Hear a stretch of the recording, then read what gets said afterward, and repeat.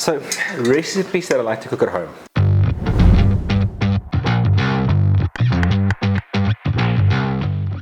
We like to keep things very simple, and this is as simple as things get. Now, a few years ago, I had one of my staff members that brought a little bucket of lunch to work, and it's simple rice and beans, and it's quite inspiring. So I've eaten dishes like this all over the world. Notably, in Cuba, they do a dish called con gris, which is black beans and rice. But this is sugar beans and rice, and it's super simple. What I love about this recipe is that it's a blank canvas for anything. You can add spices, you can curry it, you can do whatever you'd like to do.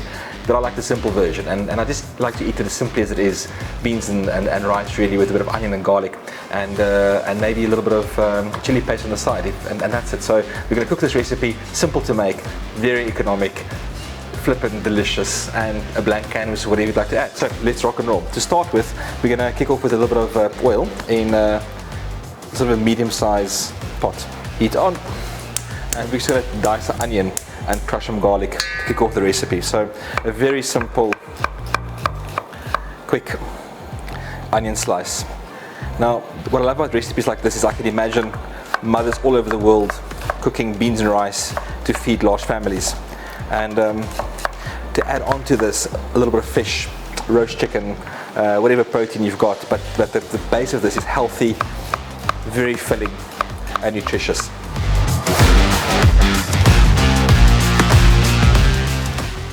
We've got our sugar beans, and we've just soaked them in water. We're going to strain them off. That is the start of this recipe. There we go. Onions and garlic sweating off. We're just going to take it to a point where it's a little bit translucent, not caramelized.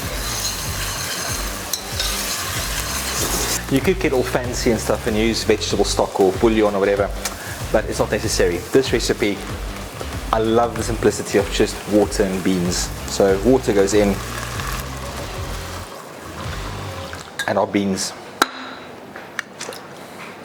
We bring this mixture up to a simmer and cook it slowly. The beans will cook in about 45 minutes or so, and towards the end of the cooking process we add the rice to cook as well, and it cooks into this beautiful sort of very rich, starchy, sticky rice mixture that becomes this wonderful canvas for anything. So the beans have soaked up quite a bit of the water, and we've lost quite a bit, so we're looking at probably about a third of the water being soaked up or evaporated. Beans are nice and soft as well. We're not going to add the rice. Now, we're not straining the beans off. We want to keep the sort of very nutrient-rich water on the beans, and we're not going to add the rice. We sprinkle the rice into the pot. Now, I prefer to use Basmati rice for this, and for all my sins, I didn't rinse this because I want it to be quite starchy. And we cover. And we allow the rice and the beans to cook together.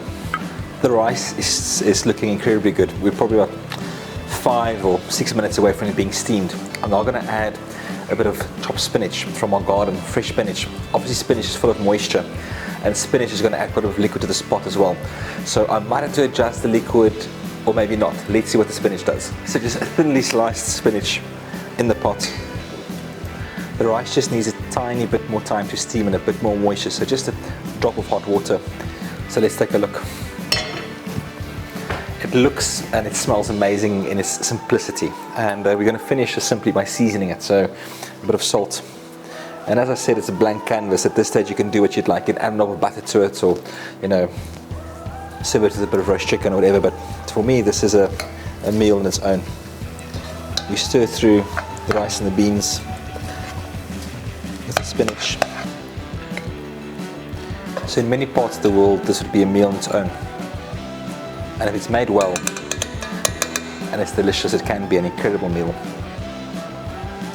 The only thing I would do is I would add a little bit of Basson poison, a little homemade chili oil to this, and you can add what you would like. But this will just bring all these flavours to the forefront and tie this little dish together.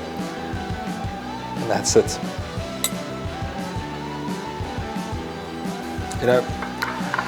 Some would call it simple peasant's food, but I would call it the best food. I hope you try this recipe. In its simplicity, it is incredible.